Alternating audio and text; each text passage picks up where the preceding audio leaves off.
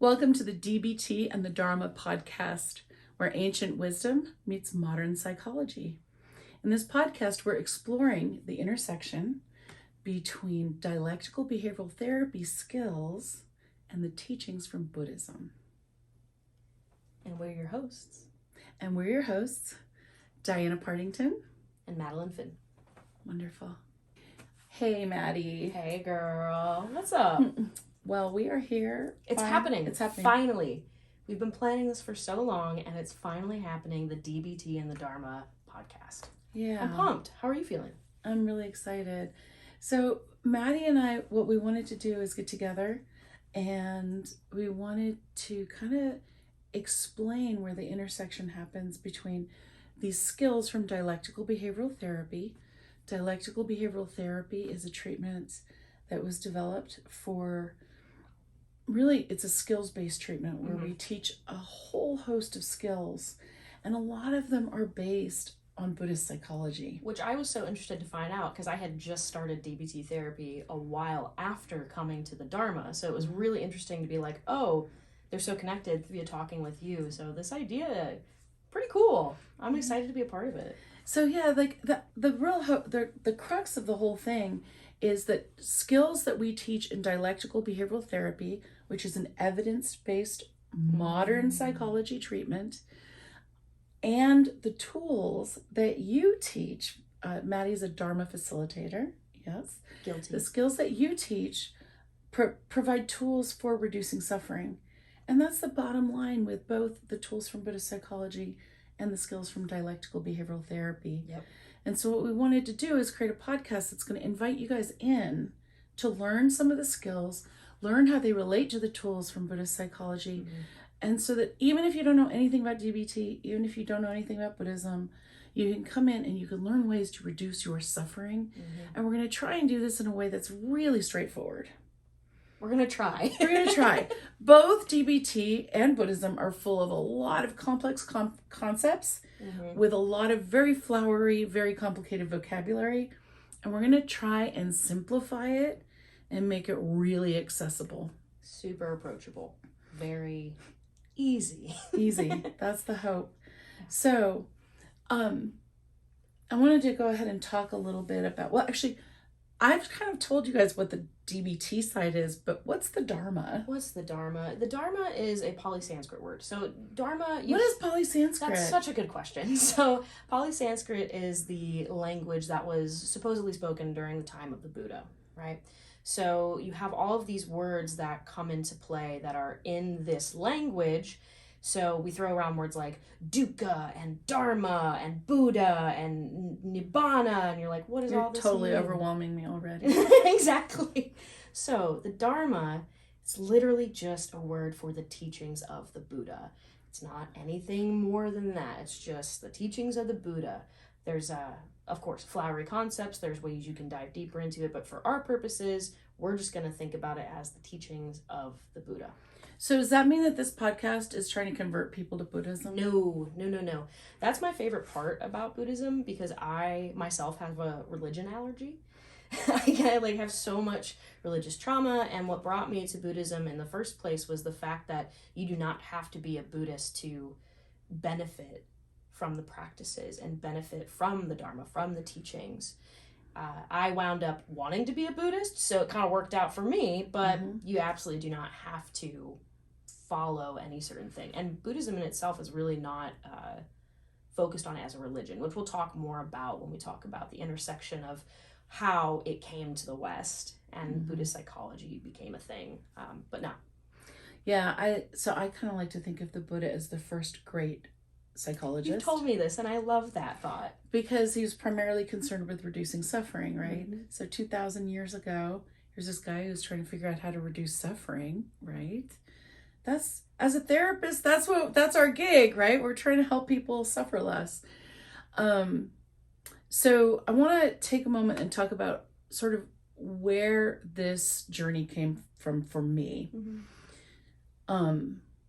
So I went through DBT as a client. It's so interesting that you're doing that. Yeah. Now. And it was really transformative for me. It really changed my life. it gave me a toolbox of skills to use so that I could do things differently than I had been doing them. And then I became a DBT therapist, and I've been teaching skills is my favorite thing. I feel like it's such a powerful way for people to change their life. So I've been doing this for a long time. How long have you been doing this? I started in grad school. I wrote my master's thesis on effective teaching of DBT skills for different learning styles. I'm dyslexic, so I like things simplified. And I feel like lots of different people learn in different ways, and that's one reason that we want to do a podcast and also have a video version, is for people who learn differently than reading a book, although we are going to do a book version. So, but yeah, so I wrote my master's thesis on DBT skills training. I had been in a lot of different DBT groups. Some of them were better than others. And I started working as a DBT therapist, and I've graduated in 2012 from Vanderbilt. Okay. And been doing that ever since. So I had incredibly good luck. So one of the things with dialectical behavioral therapy is it was originally developed for people who are suicidal. And what they found is that it's incredibly effective through research. It's effective for really anyone who's emotionally sensitive. So depression, bipolar disorder, substance use disorder, eating disorders, a lot of those grow out of this emotional sensitivity. Right? Where some of us just feel our emotions more intensely. Skills are really good for anyone though, but particularly for people who are emotionally sensitive. So I'm working in this business where most of my clients are coming to me. They've had suicide attempts. They've come out of the hospital. And I had incredibly good luck for a very long time of people embracing the skills and staying alive and wanting to be alive. And then in April of 2022, I lost a client to suicide, and it just devastated me. I'm sure. How could it not? And I wasn't sure that I wanted to do this job anymore. So I ended up taking a month off, and I did this pilgrimage across the country. And okay, so Dr. Marshall Linehan is the one who developed dialectical behavioral therapy. Queen Marcia. Yes. Dialectical, two opposing truths are true at the same time. Behavioral, it's a therapy where we're trying to change behavior. So I did this spiritual pilgrimage, and I kind of followed in Marshall Linehan's footsteps. That is commitment. I know, it's so nerdy. I'm like such a DBT geek. So when she was going to Seattle to start her lab at University of Washington, she did a cross-country trip from Oklahoma to Seattle and stopped at all these national parks. And I did the same thing, only I started in Nashville and went through Oklahoma. And one of the places where I went on this pilgrimage is I went to Mount Shasta Abbey. Where is that? It's in Mount Shasta, California. Heard. So in 2010, Marshall Linehan, who again is a psychological researcher, a scientist, who has got so many accolades for being a genius, really. Who's crushing it? She came out in 2010 in the New York Times as having borderline personality disorder. And I think that's one of the reasons that she created such an intensely evidence-based treatment, is to be ironclad so that she couldn't be discredited because of having BPD. Wow. Because there's a lot of stigma and prejudice about BPD. So in that New York Times interview, she talks about going to Mount Shasta Abbey. I love this story. So she talks about, so we have a skill in DBT that we'll explore late in one of the later seasons of a podcast, radical acceptance. This is about radically accepting reality as it is. And she tells this story that she's at Mount Shasta Abbey, and so she's doing this 3-month retreat, and whenever the bell rings, you have to stop whatever you're doing and walk away from it. And so she talks about sweeping a little pile, and then in the middle of sweeping it, can you imagine you have the little pile all set up, and then you can't put it in the dustbin, you just walk away, and then people are going to track through it. Oh, it drives me crazy. it's cute. It's a really cute story. Mm-hmm. So I go to Mount Shasta Abbey, not for a 3-month retreat. You know me, a 1-day retreat. It's gonna be like 3 months is. Yeah, that I'm not that hard. I'm not hardcore. That's like that's your That's jam. more my cup of tea. Yeah, exactly. I'm more like I just want to go to the spa for 3 months. But I went for a day and I asked one of the nuns there. I was like, "Do you remember Marsha Linehan?" And she said, "Oh yes. She really suffered while she was here." Mm. And I don't know what it was, but there was an inner alchemy, something that happened inside of me that I was like, oh, I have been teaching DBT skills from an evidence-based scientific perspective. Mm. I'll talk a little bit more about that later.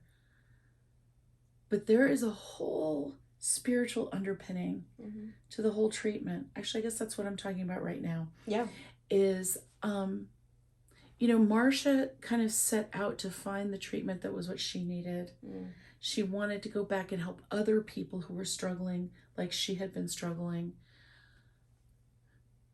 And so she's a devout Catholic, but she's a deeply spiritual person, and she discovers Buddhism. She's also a Zen Roshi. Mm-hmm. So what she did is she sort of was inspired by John Kabat-Zinn, who was at Harvard. And he was taking principles from mindfulness and translating them into more scientific language so that he could measure how effective these practices were for reduction of pain, for pain management. Okay. So he's doing this research at Harvard. And Marsha Linehan says, oh yeah, that's a great idea. So she starts taking principles from Buddhism and she turns those into scientific, more measurable language and evidence-based treatment. And that's how I've been approaching it. Mm. And I felt like if I had been having a more spiritual approach, and again, this isn't spiritual to exclude anyone. This is an inclusive kind of spiritual, like, underpinning. Mm-hmm.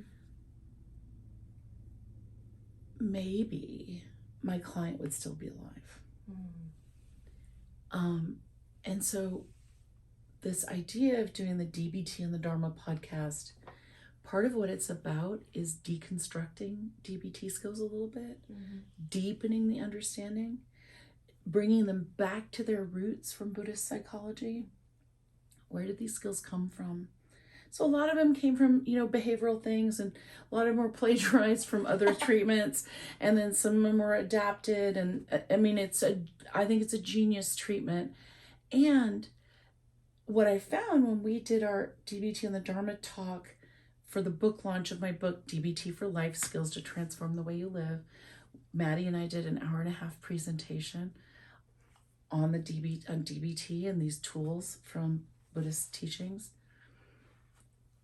The people that were there told me later that they walked away with a better understanding of the skills because of the insight from these tools from Buddhism.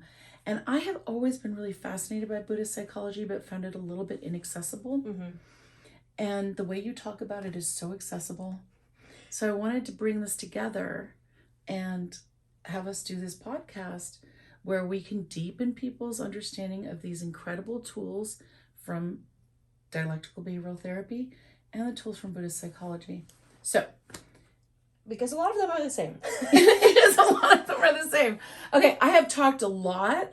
I kind of want to give you a chance to talk about, what I'd love to do is have you talk about Buddhist psychology, and then I will talk about the history of Western psychology. Yeah, and so that's the interesting thing here is, like, when we're talking about the history of Buddhist psychology, I love that you talked about the Buddha as, like, the first great psychologist, right? And just to put it out there, I'm speaking from the Theravadan lineage, and there's a lot of different lineages of Buddhism. There's a lot of different cultures that have Buddhism as their main religious source, and what I'm going to be drawing on is just my experience in this, like, American convert Buddhism.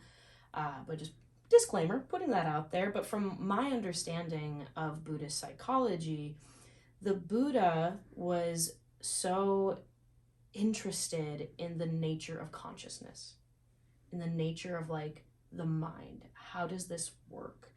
And That's the psychology. same thing. It's the same thing. That is psychology, yeah. It's psychology. And so when we're talking about Buddhist psychology, it's really just him applying these practices and these new concepts to understanding consciousness. Mm-hmm. Right? And so it all comes through the cool lens of Buddhism is it's not necessarily religious and it's not necessarily philosophical. Mm-hmm. We can also stop and move that. Yeah. Yeah. Okay. Also, be careful with your hands if you. What's happening? You're a little bit louder than Maddie. And Oh. I can hear you breathing as she's talking. Oh, that's Well, not yeah, good. you'll hear that because Yeah. it's coming, but I can crap that out. Okay. Okay. Cool. Okay. But yeah, it was still. Yeah. You were quieter on this. Absolutely. Yeah. Absolutely. Okay. So the cool thing about Buddhism is it is not necessarily religious. It's not necessarily philosophical. And I feel like that's a common misconception is a lot of folks are like, oh, Buddhism is a religion.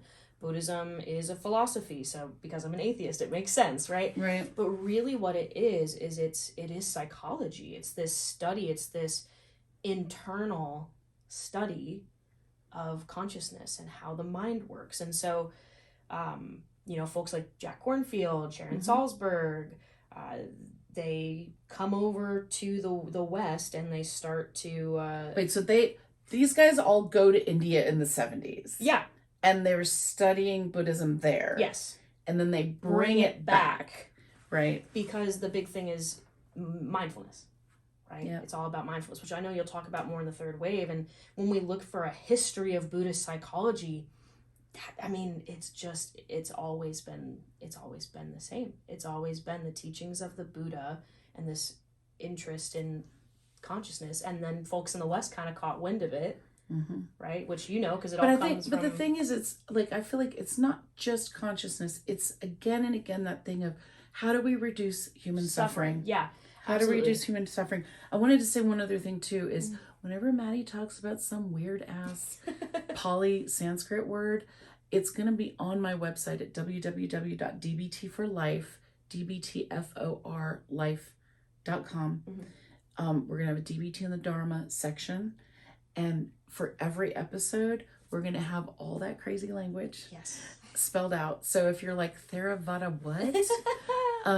Don't worry. You can always look it up on the website. Yeah, and my other favorite thing about Buddhism in general is this term ehipasiko, Pali Sanskrit term. See for yourself. Ehipasiko. See for yourself. So I always encourage folks when they're learning the Dharma to take what resonates and leave the rest. There's a lot of repetition in Dharma. There's a lot of chances to understand it all, but it's more about being with it in the moment and feeling what resonates. That's really the important part. I love that. So that is part of our mission for the podcast, right? So this first episode is very theoretical, right? Because we're kind of trying to orient everyone. And the rest of the episodes are going to be very actionable. And the invitation always with DBT skills and Maddie's teaching of the Dharma is take what you want, take what's helpful to you, and just set the rest aside. Exactly. Maybe later it'll show up and be helpful. Exactly. So, yeah, going back to the whole Buddhist psychology thing, it really is just the interest in suffering and why, because it's really, the Buddha started to ask the question of like, why do we suffer? Where does our suffering come from? And the suffering comes from our own consciousness. It comes from our own self-created craving, right? And so... Wait, so... what? Okay. Suffering comes from craving, and we're going to get into that in another episode. That's another day. Okay. And it comes from the reality we're creating from the way we're interpreting things. Yes, which... From our baggage that we're bringing to the present reality. Is that sort of what you're saying? Essentially, and it comes from the way that our mind works. It's consciousness. It's biology. Our mind is wired to constantly be on the lookout for a lion. So when somebody breaks up with you, that's our version of a lion these days. And it feels life-threatening. It feels life-threatening.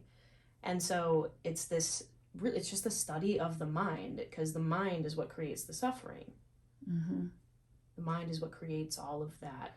Okay, but that doesn't sound true because your ex-boyfriend created your suffering. It's not your ex-boyfriend, it's the relationship to your ex-boyfriend. It's the relationship to being left. It's the relationship to leaving. So it's how I'm experiencing being abandoned. Mm-hmm. I'm being abandoned, Mm-hmm. or I'm moving on. Or abandonment is present.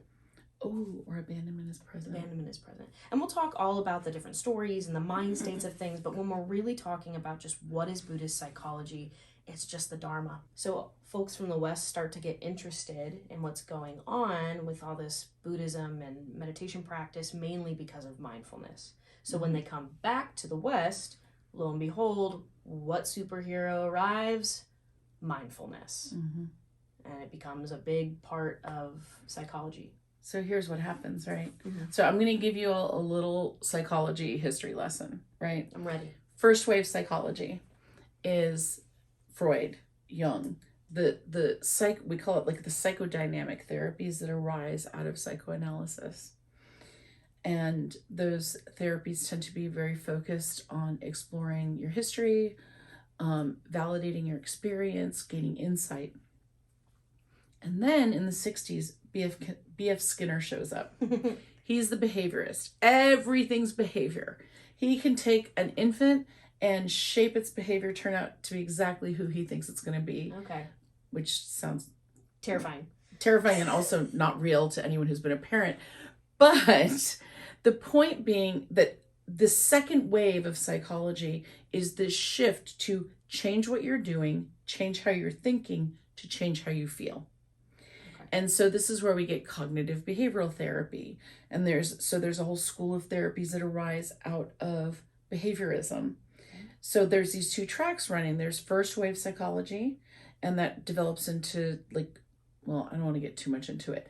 But what ends up happening is Marsha Linehan is the first person who takes cognitive behavioral therapy principles, some things from psychodynamic therapy, and then she introduces mindfulness. Mm. So third wave psychology is any Western psychology that also incorporates mindfulness. Any?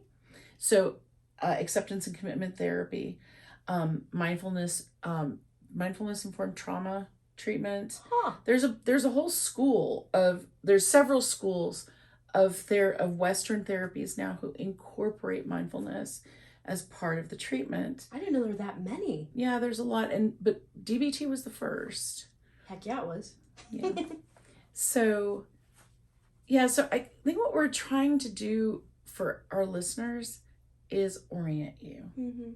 Right? So you kind of know where we're standing in this world. Mm-hmm. When we're talking about DBT and the Dharma, we're looking at that intersection, Mm-hmm. right? Yeah, we're looking at the intersection, and also I think a lot of folks, when they come into DBT or when they come into any sort of therapy, there's this thought of like, what if I'm broken and I can't get better? Mm-hmm. What if I am unable to relieve my suffering? Mm-hmm.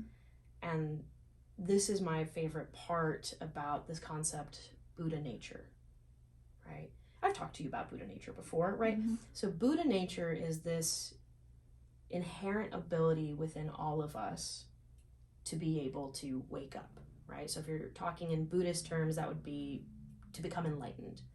But really, enlightenment is just relieving ourselves of suffering. So we all have this capacity to relieve ourselves from suffering. And to me, that's relieving to know, like deep down through ancient times, through so many generations of people, this has held true that we all have the capacity to wake up. We all have this inherent Buddha nature. But what does that mean to wake up? To not suffer, to be free from suffering, to be liberated from suffering is sometimes what you'll hear folks say. That feels impossible. Mm-hmm. Yeah, it feels impossible, and sometimes that's the weird thing when like faith comes into play, which I honestly don't want to open that can of worms. But when I first got into Buddhism, it felt that way for me, like very impossible to ever get to a spot where I was sober, where I was not having suicidal ideation. But this teaching on everyone has the capacity to be able to relieve their suffering. It's like, ooh, it's just a nice little moment for me to be able to kind of like take refuge in, even when, especially when I'm not feeling like it's possible. So wait, okay. If we kind of like, I feel like sometimes there's like the Buddha, but when you say Buddha nature, I feel like when you've told me about this before, it's felt very not metaphysical, not, I don't know, it's felt like something sweet, like something. Yeah. So can you explain it a little bit, but like really down to earth explain it. Okay. Down to earth. Don't talk about enlightenment. That sounds impossible. So Buddha nature, right, is the Buddha was a dude bro. Just a guy, great teacher. There's no, it's not about like, he was the best thing ever and we all need to do exactly as he did, blah, blah, blah. That's not the vibe. The vibe is, I love my millennial. Do you like my millennial speak? I love millennial. The vibe is, this guy did it. So can I. Especially because he's just a guy. He died of dysentery. He died pooping his pants. Like, he's just a guy. Oh my God, we're going to learn so much Buddha gossip from Maddie. I'm telling you, we've been planning these episodes and I'm like, what? Yeah. From eating bad pork. Which is interesting because it's a common misconception that everybody had to be, it's a whole thing. I could nerd out about this for hours, but... Okay, so everyone, now we've got the T on the Buddha, died from bad pork. Bad pork. So, Buddha nature, to me, if I'm really bringing it down, is he did it, so can I. Like, okay, legitimately, Maddie, someone who died of dysentery was suffering. But so how is that enlightenment? It's like enlightenment is freedom from suffering. So suffering and pain are different in my book. Okay. Right? So you can be dying of dysentery, unpleasant, but you don't have to suffer. Okay. So I think I know what you mean because I always talk about pain happens, suffering is optional, right? The pain of something is very real. The suffering is what you add to it. It's the relationship to it. Right. And the Buddha nature is this capacity we all have to be able to kind of cut that tie, not necessarily cut that tie, but to be with whatever is happening in reality, in the moment, as it is. So is the idea like he was so enlightened that even as he's dying from dysentery, he's not suffering? Essentially, and I think honestly, I think suffering is a bad translation sometimes from what we call dukkha, which I will talk about at some point. But he's dying of dysentery. Clearly unpleasant, clearly painful, probably an awful time. I'm going to go ahead and say that's probably top 10 most unpleasant ways to die. But what's happening is instead of him being like, oh, this is the worst thing ever in the whole world, and blah, blah, blah, and poor me, and somebody go get my cat so I can pet him. Instead, he's being with what is present. He's being with the pain. He's being with the suffering, being with all of that. And when you're able to be with reality as it is in a very direct way, you realize that you just gain all this freedom from it. From needing it to be different, right? So if the Buddha was sitting there being like, man, I really wish I didn't have dysentery, you can say like, I wish I didn't have dysentery, but he wasn't trying to figure out a way to like get free from it. He wasn't trying to like claw his way out. Instead, he was being with the reality of that, like, okay, in this moment, I have dysentery and this blows. Literally. Radical acceptance. Yeah, so so what I'm hearing you say is that the hopeful thing in the face of all of the suffering that everyone here has, we all have, is that there's this part of you inside of you, this thing inside of you that is capable of liberation. Bingo. That is capable of letting go of like I feel like I notice myself clinging to my own suffering, Mm-hmm. like wallowing in it Mm-hmm. a little bit when I'm unskillful. Mm-hmm. And then there's a turning of the mind that'll happen where then I feel free. Mm-hmm. Like I feel an easing of the suffering. Yeah. And so is what you're saying that when that happens, I'm connecting with my Buddha nature? Bingo. Exactly. With my ability to let go. Yes. That's Okay. that, like, you hit the nail on the head. Very concise, great way to say it without saying that blows. You did good. Okay. So I think, with every episode, we want to give you something to take with you, Mm-hmm. right? So we did blah, blah about all the history of psychology and all that stuff because we wanted to give you an orientation. But I think the thing that we want to give you to take away, right, to take with you is that there is liberation from suffering available through DBT skills, and there's research for it, Mm-hmm. and through these ideas that we're going to be sharing from Buddhist psychology. Mm-hmm. And so I guess the invitation for you going forward is to tune into your Buddha nature. Yeah. And if the idea of the Buddha is like a little bit uncomfortable for you, depending on what your faith tradition is, you can talk about like what Jesus would do. Mm-hmm. Absolutely. Right? What is they call it? Your Christ self, your Christ something. I've never heard that. Christ consciousness. Whoa. That's what it is. Or just like your essential self. Mm-hmm. In DBT, we talk about your wise mind. Yeah. Right? That Buddha nature is that space inside of you where you're connected to your deep wisdom, Mm-hmm. and you're able to release from suffering. That's exactly it. And so everything that we're going to be teaching about in the upcoming episodes is going to be tools for how to do that, how to access your wise mind, your Buddha nature, however you want to call it. It all points to the same thing, regardless of the language. Right? Which is ending suffering. Ending? Oh, yeah. Oh, I thought we were just relieving suffering. Ending suffering may be a tall order. So yeah, let's say relieving suffering. Nice. For now. I didn't mean to be contradictory. I liked it. Anyway, thank you so much to everyone for joining us for this episode, for our very first episode. And I hope you learned a little bit, and I hope you'll kind of check out your Buddha nature. Yeah. And your pork. And watch out for that bad pork.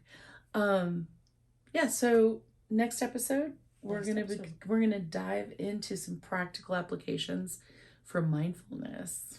Ooh. Thanks, Maddie. Catch you on the flip side.